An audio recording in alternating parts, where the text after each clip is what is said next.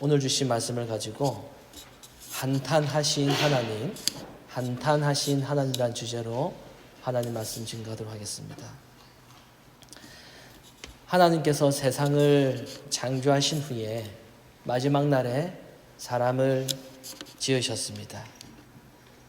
하나님의 형상대로 최초의 인간인 아담과 이 하와를 지으셨고, 아담과 하와는 가인과 아벨을 낳았습니다. 하나님께서는 아벨과 그가 바친 제물은 받으셨고, 그리고 그의 형이었던 가인과 그가 바친 제물은 받지 않으셨습니다. 그래서 가인은 하나님의 결정에 대한 반발심으로 화가 나서 자신의 동생 아벨을 죽이는 인류에 있어서 최초의 살인을 저지르게 됩니다. 그 이후 가인의 자손들을 보면은 가인의 그 악한 습성이 계속해서 반복해서 드러나고 있습니다. 참고로 가인의 아들인 에녹은 우리가 잘 알고 있는 인물인 이 죽지 않고 하늘로 갔던 그 에녹이 아닙니다. 이름만 같지 전혀 다른 인물입니다. 그러니까 죽음을 맛보지 않고 하늘로 갔던 에녹은 가인의 후손이 아니라 이미 죽은 가인의 동생이었던 그 아벨 대신에 하나님께서 태어나게 하신 셋의 후손이 바로 에녹입니다. 라멕도 마찬가지입니다. 가인의 후손 라멕이 있고, 그리고 셋의 후손 라멕은 다른 인물입니다. 성경에는 이 같은 이름이 종종 등장하기 때문에 족보와 이 배경을 알면 쉽게 구별할 수가 있습니다. 이렇게 성경은 이 가인의 후손을 기록한 후에 이제 아담으로부터 시작해서 셋의 후손을 쭉 기록합니다. 그러니까 이 믿음의 계보, 믿음의 족보를 기록한 거죠. 그러나 믿음의 계보라고 해서 그들 모두가 다 죄를 짓지 않는 것은 아닙니다. 당시 세상에는 이 가인의 후손들과 그리고 이 셋의 후손들이 점점 그 수가 늘어나게 되었습니다. 그러다 보니까 이 서로가 뒤섞이게 되었어요. 가인의 계보에서 태어난 사람들과 그리고 아담과 그리고 이 셋의 계보에서 태어난 사람들이 세월이 흘러감에 따라서 서로 결혼도 하고 그리고 서로 뒤섞이게 된 거죠. 예를 들면 이런 겁니다. 하나님께서 택하신 사람들을 한 교회에, 하나님께서 선택하신 사람을 한 교회 안에 모아 놓으셨는데 그들이 믿음이 없는 사람들과 결혼을 하면서 비신자가 교회 안에 들어오게 된 것입니다. 교회에 들어와서 믿음을 가지게 되면 다행이지만 만약에 그가 하나님께 선택된 백성이 아니었다면 교회는 그때부터 오염되기 시작합니다. 그러면 주님의 몸된 교회가 어떻게 되겠습니까? 늘 다툼이 일어나고 인간 중심으로 교회가 운영이 되고 심지어는 택함받지 못한 목회자가 교회를 운영할 수도 있게 됩니다. 이렇게 이 셋의 후손들이 믿음이 없는 세상 사람들과 결혼을 해서 뒤섞이게 되었습니다. 1절, 2절에 보면은 하나님의 아들들이 사람의 딸들의 아름다움을 보고 자기 아내로 삼았다라고 합니다. 하나님께서 이 현상을 보시면서 얼마나 안타까워 하셨겠습니까? 하나님께서 귀하게 여기시고 하나님께서 그렇게 소중하게 보존해 오신 그 자녀들이 하나님을 부정하고 하나님께 화를 내고 창조자를 무시하는 저 사람들과 서로 좋아가지고 그렇게 뒤섞여서 결혼하며 살아가는 그 현상을 보시면서 하나님의 마음은 아팠습니다. 여러분, 우리도 그럴 겁니다. 우리 집안과 이 원수 같은 이 집안의 자녀가 있는데 그 집안 사람들이 얼마나 나쁜 사람들인지 잘 알고 있는데, 또 그리고 그 자녀가 얼마나 못돼 먹었는지 다 알고 있는데, 어느 날 나의 자녀가 그 집안의 자녀와 결혼을 한다고 하면은 여러분 그것을 가만히 보고 있을 수 있겠습니까? 밤낮으로 애 붙잡고 결혼하지 말라고 설득하지 않겠습니까? 이 현상을 보시면서 하나님은 화가 났습니다. 그래서 이제 120년까지만 살 수 있다고 말씀하셨어요.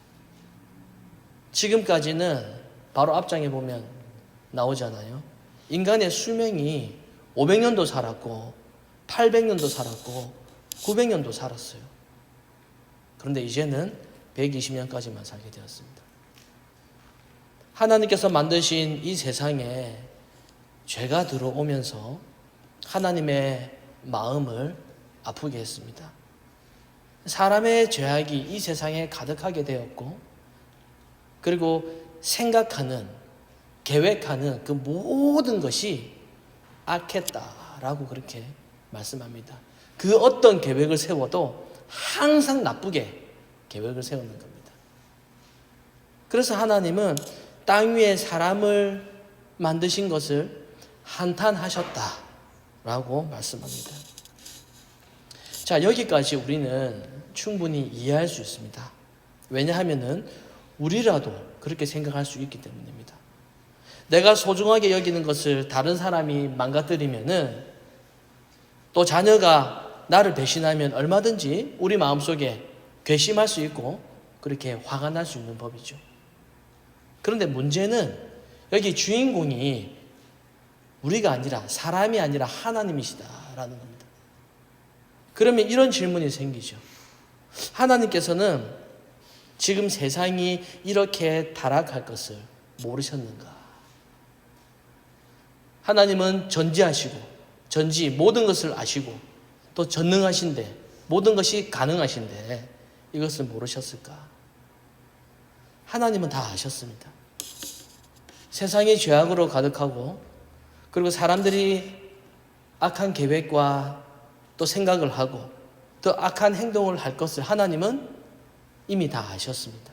왜? 전지하신 분이시기 때문에. 그럼에도 불구하고 하나님은 이 세상을 만드셨습니다. 앞으로 어떻게 될지 다 아시면서도 만드셨습니다. 그 이유가 무엇일까요? 왜 하나님은 세상이 타락하게 될 것을 다 아시면서 세상을 창조하셨을까요? 그 이유는 창조 자체가, 만드는 것 자체가 하나님의 목적의 전부가 아니기 때문입니다. 하나님의 궁극적인 목적은, 하나님의 최종적인 목적은 지금 펼쳐지고 있는 이 창조가 아니라 앞으로 전개될 새로운 창조에 하나님의 목적이 있습니다. 하나님은 그 새 창조를 위해서 지금 인간이 하나님께 불순종하는 것을 지켜보고 계시는 겁니다. 그러면 이 세상이 죄로 가득해질 것을 하나님께서 예측하시고 또 이미 다 알고 계셨던 일이잖아요. 그러면 하나님은 왜 세상을 보시면서 한탄하셨을까요? 다 알고 계신데. 우리에게 어떤 일이 벌어졌을 때 그 일이 벌어질 것을 우리가 몰랐다면은 우리가 당황을 해요. 그렇잖아요. 교통사고도 우리가 지금 운전하러 가면 교통사고 이 시점에서 날 거야 라는 것을 우리가 모르잖아요. 그러면 당황합니다. 한탄해요. 내가 이렇게 안 했어야 됐는데, 내가 저 사람에게 돈을 빌려주지 않았어야 됐는데, 후회하고 한탄합니다. 그런데 앞으로 벌어질 일을 이미 다 알고 있다면은 한탄할 필요가 없는 것이죠. 왜냐하면 이미 다 알고 있기 때문에 준비할 수 있잖아요. 그런데 하나님은 지금 한탄하고 계십니다. 마치 하나님께서 내가 왜 이 땅에 사람을 만들었을까라고 후회하는 것처럼 그렇게 보여집니다. 여러분은 어떻게 생각하십니까?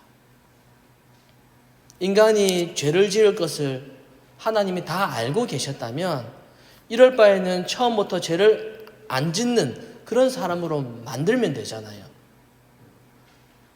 하지만 여러분, 제가 처음에 말씀드렸듯이 하나님은 세상 창조가 하나님의 목적의 전부가 아니라고 말씀드렸습니다. 만약에 세상을 창조하시는 것이 하나님의 최종 목적이라면 하나님은 처음부터 마귀를 제거해버리고 그리고 이 세상을 창조하셨으면 쉬워요. 그러면 에덴 동산은요 계속해서 평화롭게 유지되었을 것입니다. 그리고 만약에 이 세상을 창조하는 것, 이 세상을 그냥 만드는 것, 그것만이 하나님의 목적이었다면은 성경은 창세기 1장만 있어도 충분해요. 창세기 1장 이후에 그리고 2장을 지나서 3장부터는 인간이 죄를 짓게 되잖아요. 그런 내용이 필요가 없습니다. 창조 자체만 목적이면 만들었다 하고 끝나면 되잖아요. 그래서 하나님의 목적은요, 단순히 이 세상을 6일 동안 창조하는 것, 그것에만 하나님의 목적이 있는 것이 아니다 라는 거죠. 하나님은 세상을 만드는 것만이 목적이 아니라 하나님의 궁극적인 목적은 하나님의 나라를 세우는 겁니다. 그것이 하나님의 목적입니다. 하나님께서 원하시는 그 하나님의 나라를 세우시기 위해서 그 도구로 마귀도 때로는 그냥 놔두시고 인간이 선악과를 먹고 이 세상이 죄로 가득해지는 것을 그것도 하나님께서 두고 보시는 겁니다. 따라서 하나님께서 사람 지으신 것을 한탄하셨다. 내가 내 손으로 지은 이 사람, 이것을 한탄하셨다라고 하는 이 말은 사람을 만드신 것을 후회하셨다라는 뜻이 아니라 땅 위에 있는 모든 인간들은 하나님의 한탄의 대상일 뿐, 그 누구도 하나님의 기쁨이 되지는 못한다, 이 뜻입니다. 인간이 하나님 앞에서 생각해야 되는 것이 바로 이 부분입니다. 모든 인간은 자신의 노력과 자기 열심으로 하나님의 기쁨이 되지를 못해요. 인간은 그런 존재가 되지를 못합니다. 하나님께서 이미 한탄스럽다라고 그렇게 표현을 하셨잖아요. 그런데 어떻게 한탄스러운 존재가 하나님을 기쁘시게 할 수가 있습니까? 여러분, 우리가 어떻게 하면 하나님이 기뻐하실까요? 우리가 하나님의 기쁨이 되기를 원한다라고 노래도 부르잖아요. 우리가 어떻게 하면은 하나님을 기쁘시게 할 수 있습니까? 대부분의 사람들은 하나님을 기쁘시게 하는 방법을 교회 생활이라고 그렇게 생각을 해요. 교회 생활을, 교회 활동을 열심히 하면은 하나님이 기뻐하실 것이라고 그렇게 생각을 합니다. 모든 모임에 다 가고, 새벽에도 가고, 수요일날도 가고, 금요일날도 가고, 행사에 참여하고, 그렇게 하면 하나님이 기뻐하실 것이라고 그렇게 대부분 생각을 해요. 우리는 자신의 어떤 행위, 자신의 어떤 행동을 가지고 이거 가지고 하나님께서 기뻐하신다 라고 그렇게 생각을 하는 겁니다. 그러나 여러분, 인간이 아무리 선한 일을 해도, 인간이 아무리 윤리적인 삶을 산다고 해도요, 인간은 하나님께 어떤 대상이라고 나옵니까? 한탄의 대상, 근심의 대상이다. 우리의 어떤 행동과 상관없이 그게 바로 인간의 존재입니다. 근데 제가 많은 사람들이랑 대화를 해보면은, 신앙적인 대화를 해보면은, 이 전제가 다르면은 대화하기가 어렵습니다. 이 전제. 대부분의 사람들은 자기가 열심히 해서 또 자기가 잘해서 자기가 노력해서 하나님을 기쁘시게 할 수 있다라고 그렇게 생각을 해요. 자신이 한탄스러운 존재라는 이것을 인정하지 않습니다. 자기가 근심의 대상이라는 그걸 인정하지를 않아요. 자기가 하나님의 한탄과 하나님의 그 근심의 대상이라는 것을 이해하지를 못합니다. 왜? 하나님은 사랑의 하나님으로 그렇게 생각하기 때문에. 내가 왜 하나님의 한탄의 대상이야? 내가 왜 근심의 대상이야? 내가 비록 훌륭하지는 못해도 그래도 내가 평범하게 살았는데 내가 뭘 그렇게 잘못했는데 이 정도로 자기 자신을 대부분 그렇게 생각을 해요. 자신의 존재에 대해서 얼마나 이 존재 자체가 심각한지 알지를 못해요. 그 이유는 죄를 모르기 때문입니다. 인간의 죄가, 자신의 죄가 얼마나 심각한지를 몰라요. 그러니 자신이 평소에 도덕적인 삶을 살고 또 딱히 법을 어기는 것도 없고 남에게 딱히 피해를 끼치는 것도 없으니까 자기는 그 정도로 근심거리 될 만한 죄가 없다라고 그렇게 생각을 해요. 그러다 보니 자기 기준에 옳지 못하는 다른 사람의 잘못만 눈에 보이기 시작합니다. 자기 기준에는 자신의 삶이 기준이거든요. 나는 그렇지 않다. 나는 윤리적인 삶을 살았다. 그거거든요. 그러다 보니 자기 기준에 옳지 못하는 다른 사람들의 잘못만 내 눈에 그때부터는 보이기를 시작합니다. 어떻게 목사가 저럴 수가 있냐? 어떻게 장로가 저럴 수가 있고 어떻게 교인이 저럴 수가 있어? 어떻게 부모가 저럴 수가 있어? 이게 보이기 시작하는 거죠.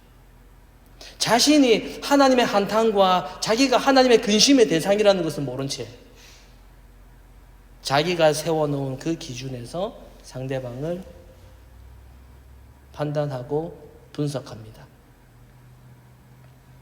여러분, 사람이 아무리 교회 생활을 열심히 하고 사람이 아무리 도덕적으로 훌륭하게 산다고 해도 하나님만 바라보지는 않습니다. 사람에게 중요한 것은 여전히 자기 자신이에요. 사람에게 중요한 것은 여전히 자기 인생이고 자기 필요 그리고 자기 욕구입니다.